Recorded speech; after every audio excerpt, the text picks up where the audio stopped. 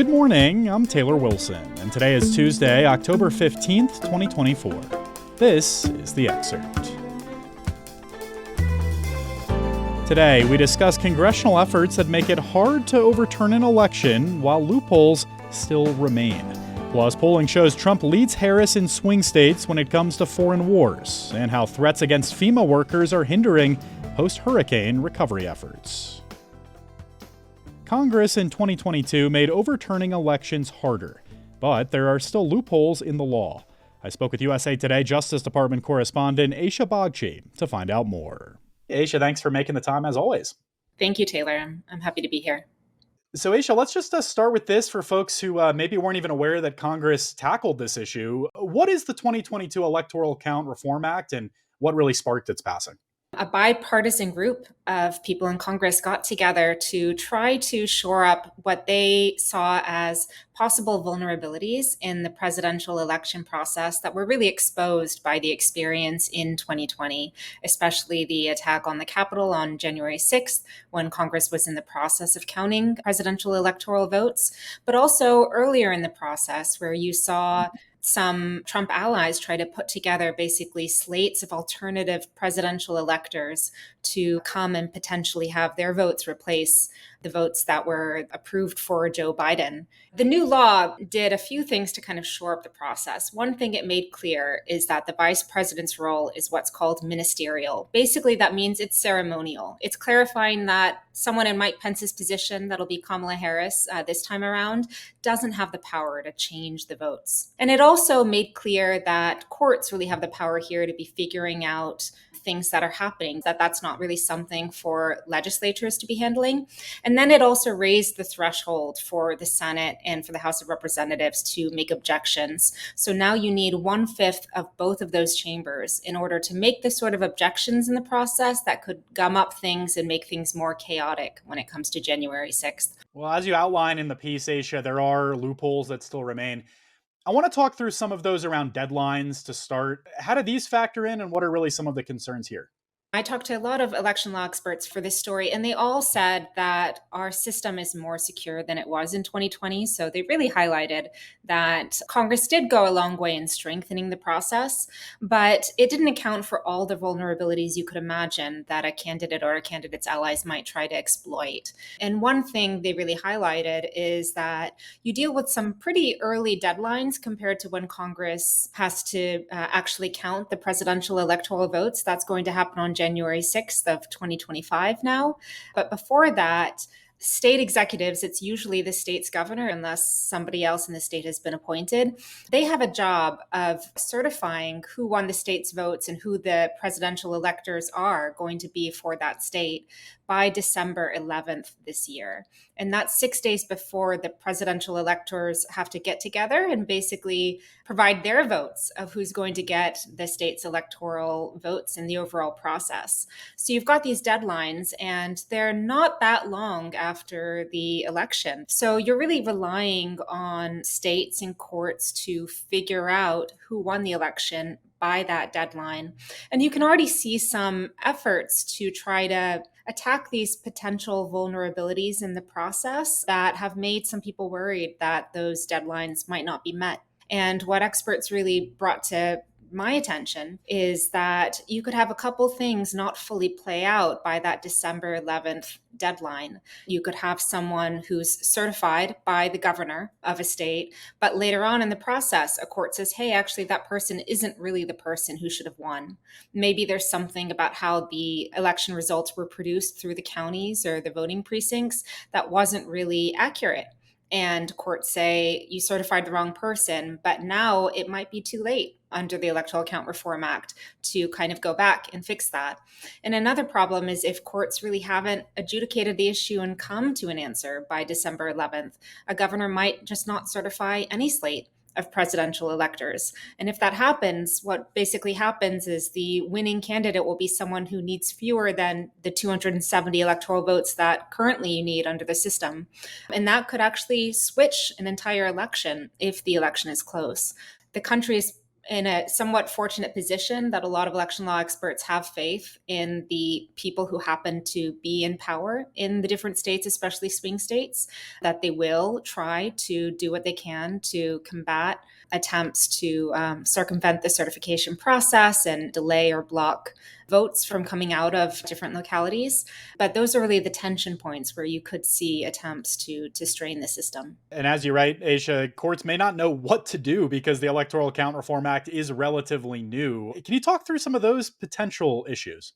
Congress didn't really spell out exactly how courts should be figuring out what the Electoral Count Reform Act actually means. You can think of those sorts of scenarios where someone misses a deadline or brings in an election result late or something like that, something that's never been tested in the courts because this is a new law.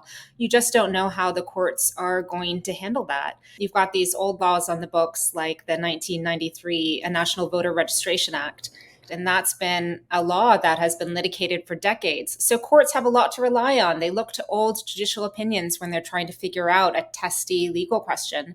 But here, courts are going to be figuring it out on the fly. All right. Fascinating breakdown, as always. Aisha Bagchi covers the Justice Department for USA Today. Thank you, Aisha. Thanks, Taylor. Republican presidential nominee Donald Trump holds an edge over Democratic nominee Kamala Harris when it comes to swing state voters' confidence about navigating the U.S. through foreign wars, according to a new Wall Street Journal poll. The survey of 7 battleground states released Sunday finds Trump ahead of Harris 50 to 39% when respondents were asked who is best able to handle Russia's invasion of Ukraine. Trump holds a larger 48 to 33% lead over Harris when those voters were asked about the Israel-Hamas war. Trump has pulled the GOP in a more isolationist direction in recent years and has been skeptical of additional U.S. aid to Ukraine. Harris alleges Trump is weak on foreign policy and has leaned into the historic importance of America's international alliances. The Biden administration has spent more than $100 billion on aid and weapons toward Ukraine.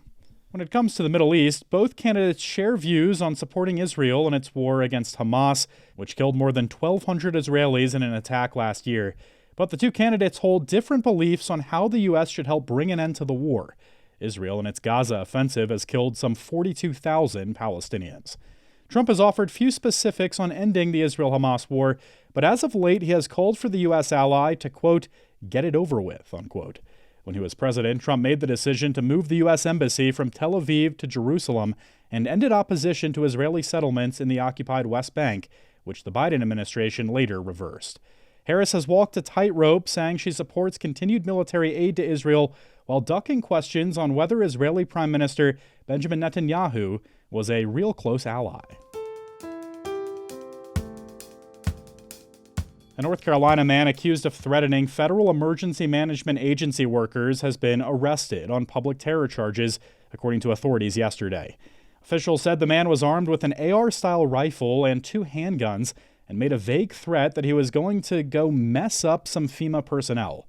The arrest came amid a wave of misinformation about the agency that has hindered hurricane recovery efforts. I spoke with USA Today domestic security correspondent Josh Meyer for more. Hey there, Josh. Hey, Taylor. So, Josh, just starting here, it's a concerning story. What recent threats have we heard about against FEMA workers?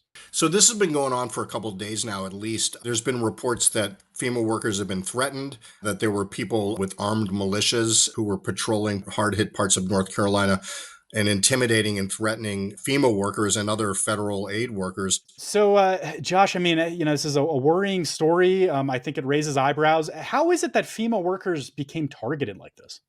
Taylor, a lot of this came as a result of former President Donald Trump claiming that North Carolina officials, but also the White House, President Biden and Vice President Kamala Harris, were withholding aid from the state's residents in the deadly aftermath of Hurricane Helene. And Trump was going so far as to say that Harris was intentionally diverting aid money from hurricane victims and using it to fly in Haitian immigrants into the United States so they could vote for her against Trump for president. So, of course, none of that is true. But, this really made the rounds. There was a lot of rumors. And unfortunately, FEMA workers bore the brunt of that and were the subject of threats and intimidation. Josh, these storms were devastating.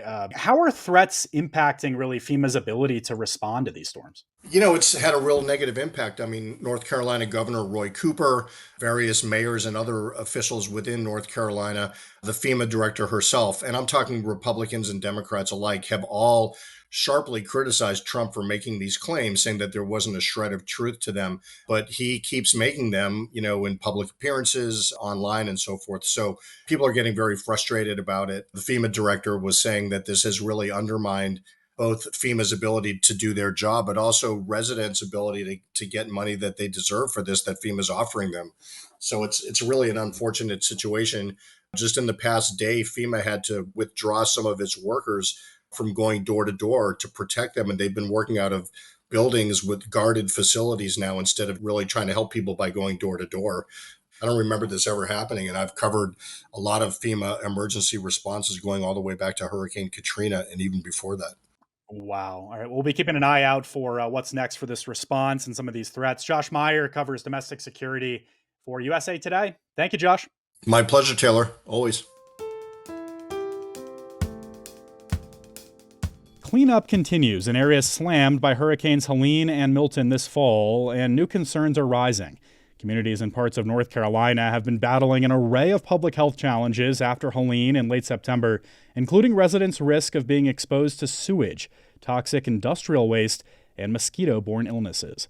And experts say a lack of drinkable water is the area's biggest concern in towns outside Asheville. You can read more with a link in today's show notes.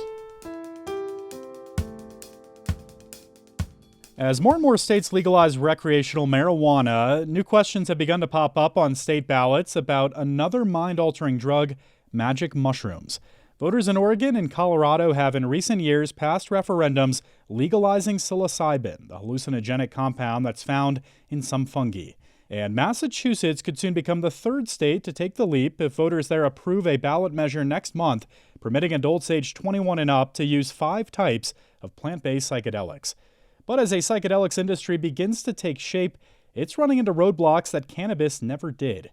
Because psychedelics tend to be more potent than marijuana, states have so far opted to only allow commercial access to them through a service center model, where customers take the drugs under the supervision of a licensed guide. Research shows that psychedelics like psilocybin may help treat serious mental health conditions, including anxiety, depression, and post-traumatic stress disorder. The designated therapeutic spaces are designed to help people process the at times extreme experiences they can have while under the influence of the hallucinogens.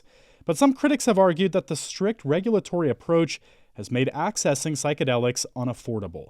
In Oregon, a single trip or hallucinogenic experience can cost anywhere between $700 and $3,000. A gram of weed at a dispensary costs around $11.